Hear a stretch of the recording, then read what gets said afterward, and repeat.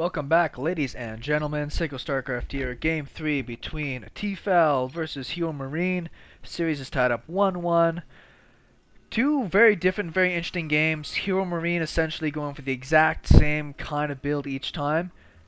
And dTefel, the only difference was a macro focus versus a roach all-in, but still committing to just the roach, hydra, infestor play against terran. Which I don't see a lot of, but he did a pretty good job of it last time.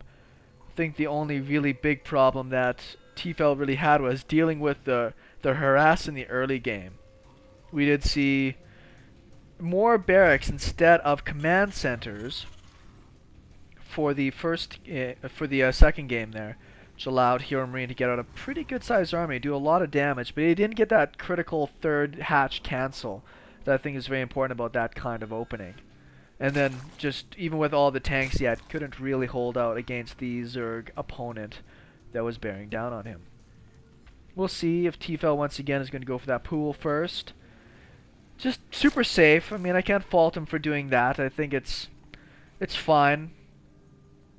It's going to make sure that nothing really crazy happens to him. Though we really haven't seen anything cheesy yet happen from either player. It does look like a Reaper opening, though, on this map. It's a very good map for the Reaper Hellion play, because we see a barracks instead of a CC first here. This is also a good map for 6 pool rushing people, so perhaps HeroMarine's just a little bit worried about that. Though if he's been paying attention, dTefel's made almost no Zerglings throughout these games. Not even gotten Zergling speed once. Many melee upgrades, anything like that. No Banelings. Straight into the Roach and Hydra. And I really think about incorporating that into my play while I'm doing Zerg, but the difficulty, I think, with approaching it in that way... No, he's actually not going to be going... Oh, there's the Reaper. I was about to say for a second there. The difficulty with the Roach Hydra style is that it's very expensive, it doesn't move as fast, but it is a lot beefier, right? It really does make those Widow Mines a lot less effective. Maybe it's something I should try double Reaper opening, just for extra pleasure. It's going to mean that the factory is a little bit more delayed. These guys are about 50 gas a pop. Once again, because this pool is out first and the queens are already on the way, I don't think these Reapers are going to get too much damage in, but they should be able to supplement a really strong Reaper timing along with Hellions, which is what I've got to assume the plan is here. Low base command center, very easy to do that behind the Reaper expand.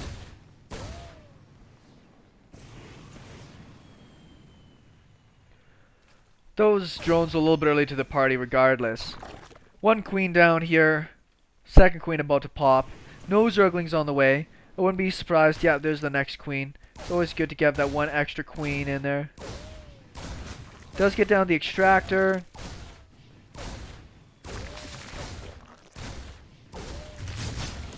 Nice timing on the Spore. Actually hasn't lost any of the drones yet from that. A little bit of damage on the Reaper. He'll heal up here pretty soon and be just fine. Join up with his buddy that should be at the party here pretty soon as well. Just getting out there. The way that the health regeneration works is that obviously it's more important for you to not get hit. As soon as you get hit, the regeneration stops. One Reaper did stay at home. This is usually because a lot of Zerg players will send 2 Zerglings across the map just to try to get a little damage in. Really, really good work so far. Not a single kill on that Reaper. I was about to say, 2 Lings usually run across the map and they can cancel this command center. So that Reaper stays at home.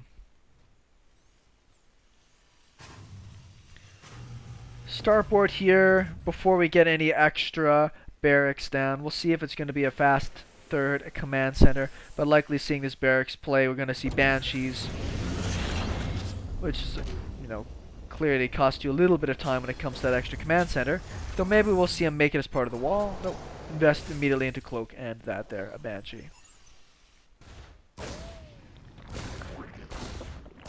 Pretty nice deny on this. What he's going to do is force the drone to stay as a extractor. So that drone obviously cannot be a part of that very fast third hatch that we want to get down. Which I don't think is necessarily a problem right now. That Banshee that's coming across the map, there's not really an answer to right now. There's no layer attack to get down any of the overseers. He could, get some spores down, but at this stage of the game, I don't really think that's what dTefel wants to do. And there's that said roach warren and a couple of roaches just to help. Denies actually another of these workers from being a hatchery. I like this play from HeroMarine. It's clever. It's just going to make sure that that drone... Oh, he might have been able to cancel it just in time, but perhaps it would have been wise. Few Marines with a Banshee, a couple of Reapers. The problem is that the Roaches will deal with this very, very effectively. I mean, they won't clearly deal with the Banshee that well. Queen does go down. Probably could just, go after this hatchery there, which should be perfectly fine. No spores on the way. Lair is a little ways off still, so he might actually end up losing a handful. Really, really wants to get that hatch down. Unfortunately, he miscontrols there. There's no spores at all still. He's just going to suck it up until he gets himself out an overseer, apparently.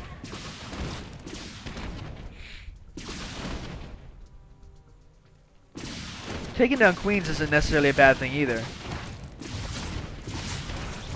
So he's getting a fair bit of damage in on that Banshee.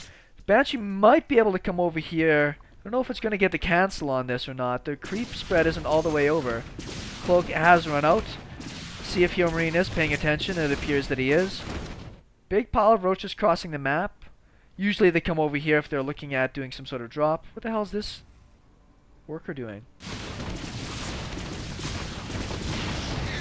This is a pretty big risk. As I was saying, if he sacks both Banshees, I like as a cloak right next to the overseer, as though that's going to make a difference. Well, it does know about those roaches hiding out over there now. So let's look in the grand scheme of things. Pretty good worker leader right now for the Zerg player. Does have that third hatch up, even if it's not that strong. And we don't have a third command center at all here from HeroMarine. So I've got to give a pretty big advantage right now to the Zerg player. Hydra den's already on the way. That's a pretty fast Hydra den as well.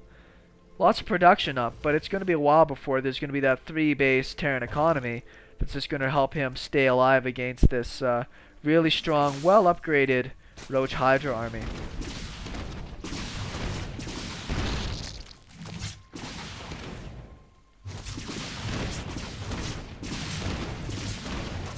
Does keep one Banshee alive with 1 hit point.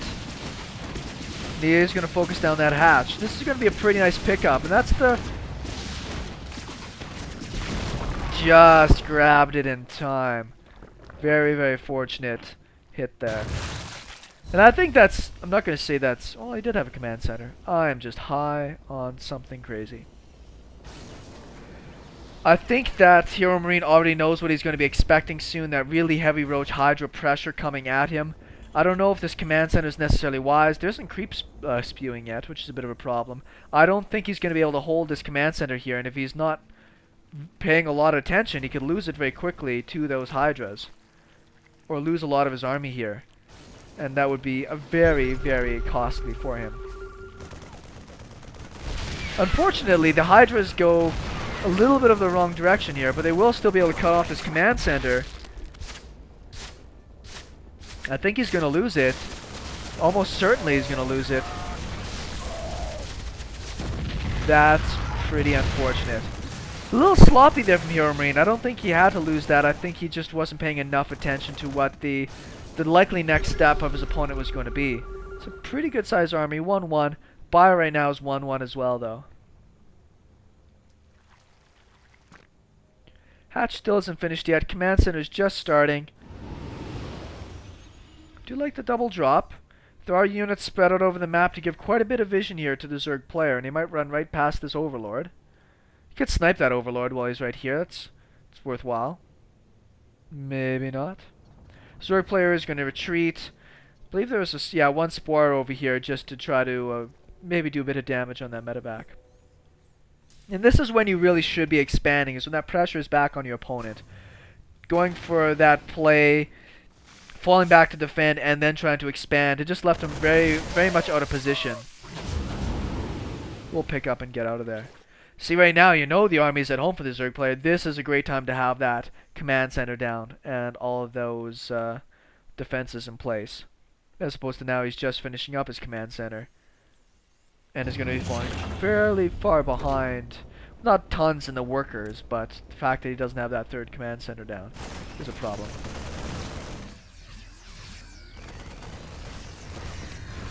It's interesting that this Hydra Roach army with the speed for both units is actually, well, the speed's about to finish up for the Hydras, is still quite mobile in itself and can deal with this this medevac play quite well. One of the big problems you can have as a Zerg player is how do you deal with the medevacs? What's the ... for? Maybe there's some lag spikes or something. It does actually snipe one of the medevacs there. Pretty good army in position here to deal with this, and that's a pretty terrible choke. What he really doesn't want to lose is this command center again here. There's no tanks in position to the bottom. It is still going to be an orbital. He's not going to go super newbie like me and build planetaries wherever you expand. He does really want to get a denial on this next command center. Lifting up, moving it away, he might as well. There's no reason not to. Too big of a sacrifice to potentially lose that. A lot of DPS in these Hydras. The medevacs are doing a pretty good job for this bio. Unfortunately, roaches are tanking a lot of that bio damage. That got slaughtered. That was really strange. I did not expect it to be that one-sided.